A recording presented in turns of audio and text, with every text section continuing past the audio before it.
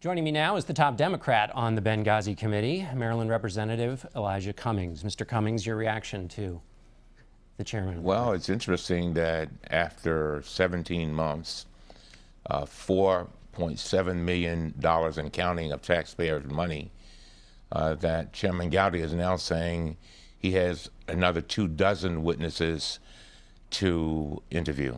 It's very interesting. And I do believe that, and what he has tried to do, I listened to him very carefully, he's now trying to shift back to where we should have been all along.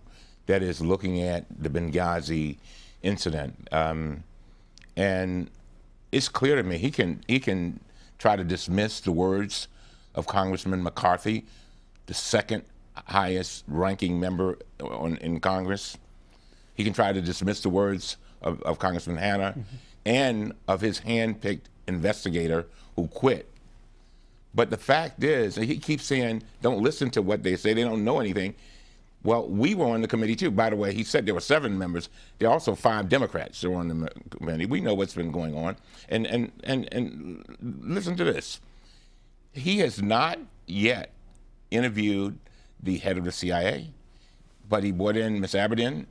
He has not yet interviewed the head of Joint Chiefs, the head of the Secretary of Defense. Right. None of that. Let me ask you, you mentioned Ms. Aberdeen, that's Huma Abedin, yes. the advisor to Hillary Clinton. So you're basically saying this is political. Is this a sham on Thursday?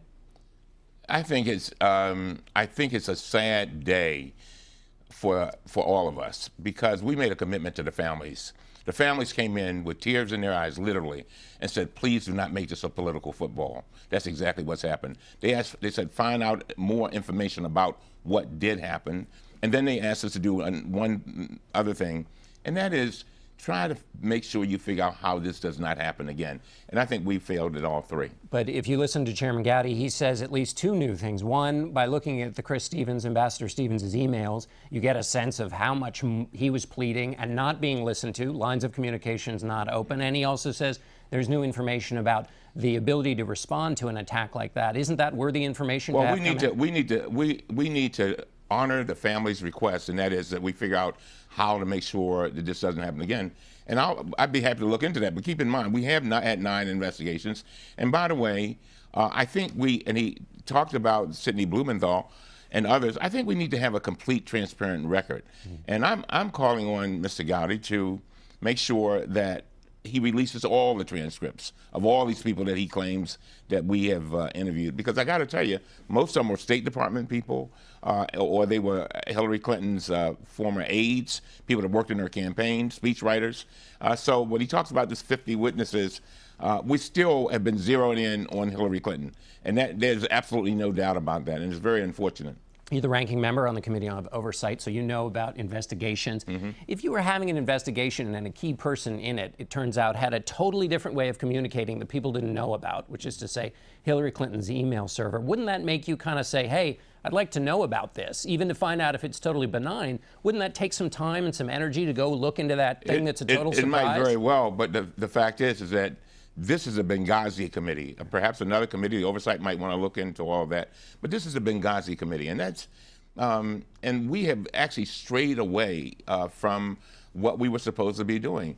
And again, I'm looking for transparency. And one of the things I'm going to be doing this week is releasing our report, the Democrats' report, of excerpts from the various unclassified transcriptions, where I can tell you that of all the things that Mr. Gowdy and others have been accusing Hillary Clinton of over the last 3 years, not a witness verifies any of that.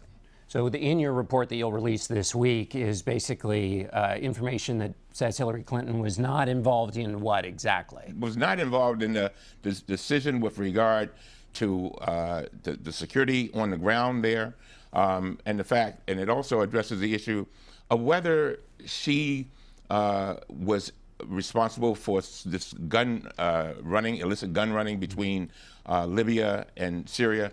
And it goes on to, and then the big allegation that they've made is that she ordered a stand down of folk to help our 4 diplomats. That is absolutely not true. And I'm asking for Mr. Gowdy to release all the transcripts so that American people can see what they paid for. Do you think Mr. Gowdy has acted in bad faith? I think Mr. Gowdy is a good man. I think he's been pressured a lot from the right. I think he's a great lawyer, but the fact is that the facts speak for themselves.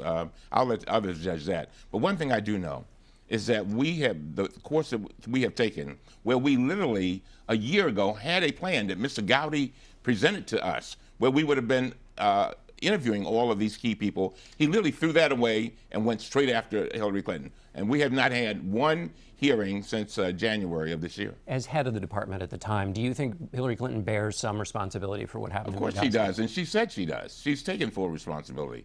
And when she comes in, I want her to tell us how we can best protect our diplomatic corps and our embassies. And I wanted her to tell us exactly what we can do as a Congress to address these issues also. Is there anything else that you want to know? You know, you said you'd be glad to look into some of the claims Mr. Gowdy made in terms of new information that he found. Is there anything else this committee could tell you about the underlying question of Benghazi and the attacks that night? Again, I want to know what can we do to make things better in the future. But that's what this is all about. That's what the families asked for, and that's what we should be all about. At some point, we've got to move from politics to policy. The Republicans would say, you mentioned the emails had nothing to do with Benghazi, but they would say you can't get to the information about Benghazi unless you know what the key person... Well, keep in mind that Hillary Clinton has turned in tens of thousands of pages of emails, more than any other secretary in the history of our country, Secretary of State in the history of our country. And keep in mind, Colin Powell and Condoleezza Rice have not turned in one page. So we have a microscope over her entire tenure as Secretary of State. It's going to be interesting. It is indeed. Mr. Cummings, thank you so much for being with us. Thank you. We'll be back in 1 minute.